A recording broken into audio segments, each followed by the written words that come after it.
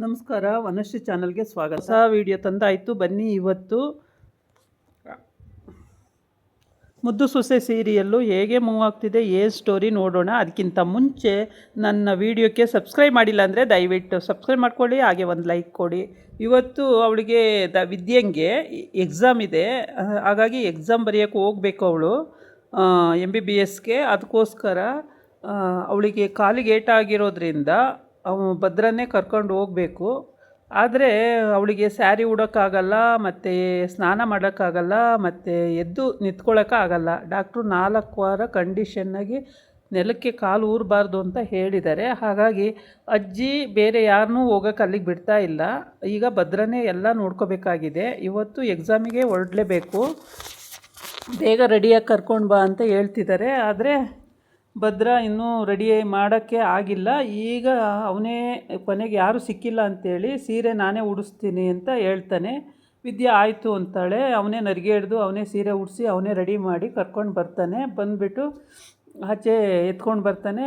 Car ready ಇಲ್ಲ. ಆಮೇಲೆ ಈಗ ಸರಿ, ಈಗೆಲ್ಲ ಕರ್ಕೊಂಡು ಬಂದು ಆಯ್ತಲ್ಲ, ಈಗ ಹೆಂಗೆ ಹೋಗೋದು ವಿದ್ಯಾ ಎಕ್ಸಾಮ್ ಬರೆಯೋಕ್ಕೆ, ಅವಳಿಗೆ ನಡೆಯೋಕ್ಕೂ ಆಗಲ್ವಲ್ಲ ಅಂತ ಹೇಳಿದಾಗ ಅದಕ್ಕೂ ಒಂದು ವ್ಯವಸ್ಥೆ ಮಾಡಿದ್ದೀನಿ, ಬರ್ತಾ ಇದೆ ನೋಡು ಅಂಥೇಳಿ ಈಗ ಪ್ರೆಸೆಂಟಾಗಿ ಬಂದಿರೋಂಥ ಕಾರನ್ನು ತರಿಸಿದ್ದಾರೆ. ತುಂಬ ಚೆನ್ನಾಗಿದೆ ಕಾರು, ಎಲ್ಲ ಆಟೋಮೆಟಿಕ್ ಕಾರು, ತುಂಬ ಪವರ್ಫುಲ್ ಕಾರು, ತುಂಬ ಚೆನ್ನಾಗಿದೆ.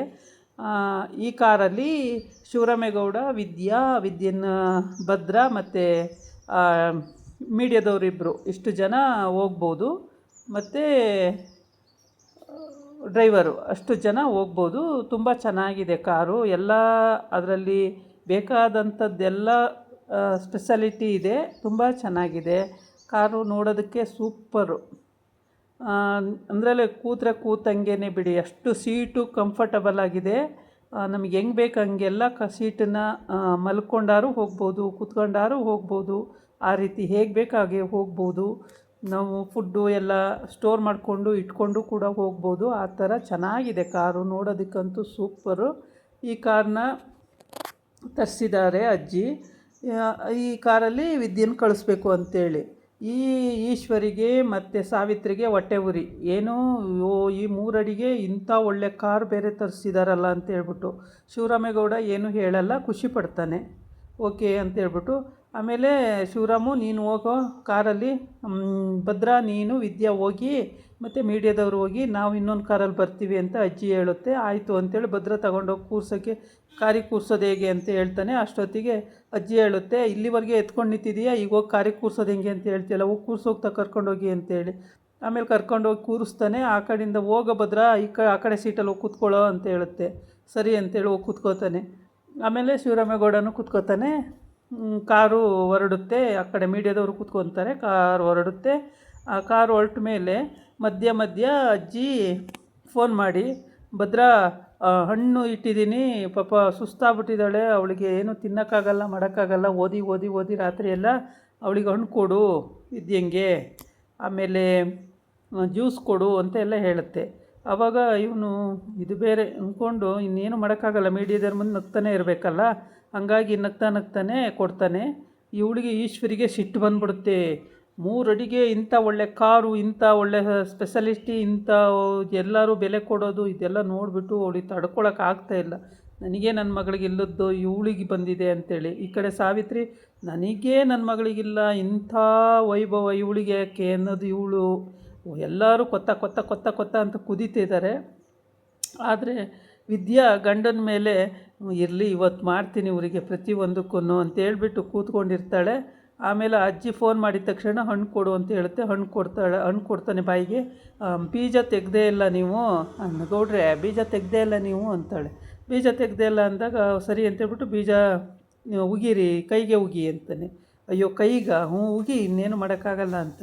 ಆಮೇಲೆ ಅಯ್ಯೋ ಅದರಲ್ಲಿ ಏನಿದೆ ಉಗಿ ಅಂತಾನೆ, ಉಗಿತಾಳೆ. ಆಮೇಲೆ ಜ್ಯೂಸ್ ಕುಡಿಸ್ತಾನೆ. ಆಮೇಲೆ ಎಲ್ಲ ಆಗುತ್ತೆ. ಆಮೇಲೆ ಕಾಲೇಜ್ ಬರುತ್ತೆ, ಕಾಲೇಜ್ ಹತ್ರ ಇಳ್ಕೊತಾರೆ.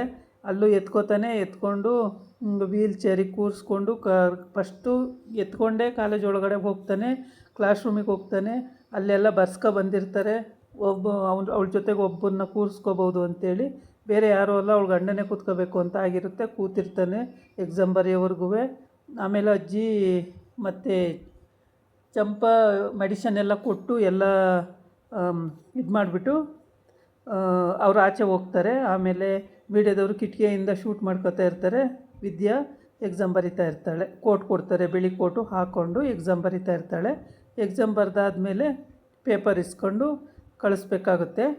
ಇವಾಗ ಅಲ್ಲಿ ಕೂತಿರೋವಂಥ ಲೆಕ್ಚರರು ಮೀಡಿಯಾದವರು ಹೋದ ತಕ್ಷಣ ಯಾರು ನೀವು, ಯಾಕೆ ಬಂದ್ರಿ ಇಲ್ಲಿ ಅಂತ ಕೇಳ್ತಾರೆ. ಅದಕ್ಕೆ ಶಿವರಾಮೇಗೌಡರು, ಮಿನಿಸ್ಟ್ರು ಶಿವರಾಮೇಗೌಡರು ಕಡೆಯಿಂದ ಬಂದಿರೋದು.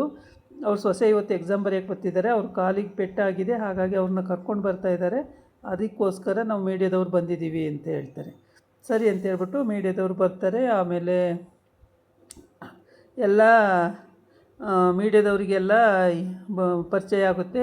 ಮೀಡಿಯಾದವರೆಲ್ಲ ವೀಡಿಯೋ ಮಾಡ್ಕೊಳ್ತಾರೆ. ಆಮೇಲೆ ಹೌದಾ ಶಿವರಾಮೇಗೌಡರವರ, ಸರಿ ಸರಿ ಕರ್ಕೊಂಡೋಗಿ ಕೂರಿಸಿ ಅಂತ ಹೇಳ್ತಾನೆ.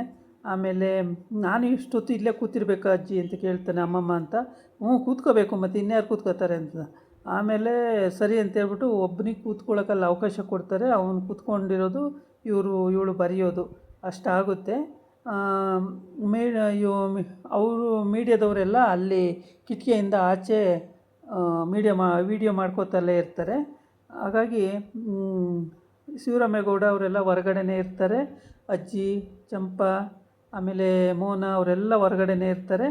ಅವರೆಲ್ಲ ಇವಳು ಎಕ್ಸಾಮ್ ಬರೋವರೆಗೂ ಹೊರಗಡೆನೇ ಇರ್ತಾರೆ. ಆಮೇಲೆ ಹೊರಗಡೆ ಇದ್ದು ಮೀಡಿಯಾದವರಿಗೆಲ್ಲ ಅಲ್ಲಿ ಎಕ್ಸಾಮ್ ಬರೆದು ಬಂದಮೇಲೂ ಕೂಡ ಅವರು ಪಬ್ಲಿಸಿಟಿಗೆ ಇಂಟ್ರ್ಯೂ ಕೊಡಬೇಕಾಗುತ್ತೆ. ಹಾಗಾಗಿ ಎಲ್ಲರೂ ಅಲ್ಲೇ ಇರೋದರಿಂದ ಏನೂ ತೊಂದರೆ ಇಲ್ಲ.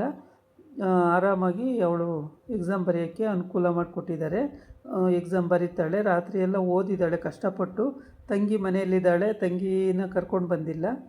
ಬಂದಿರೋದೇ ಚಂಪಾ, ಅಜ್ಜಿ, ಮೋನಾ, ಶಿವರಾಮೇಗೌಡ, ಗೋವಿಂದ, ಇಷ್ಟು ಜನ ಬಂದಿದ್ದಾರೆ. ಆಮೇಲೆ ಅವ್ರ ಮಾವನ ಕೇಳ್ತಾಳೆ, ನನಗೆ ನಿಮ್ಮ ಪೆನ್ನಲ್ಲೇ ಎಕ್ಸಾಮ್ ಬರೀಬೇಕು ಅಂತ ಆಸೆ ಮಾವ, ಕೊಡಿ ಅಂತ. ಕೊಡ್ತಾನೆ. ಇದಾಗಿತ್ತು ಇವತ್ತಿನ ವೀಡಿಯೋ. ನಾಳೆ ಇನ್ನೊಂದು ವೀಡಿಯೋ ಜೊತೆ ಬರ್ತೀನಿ. ನಮಸ್ಕಾರ.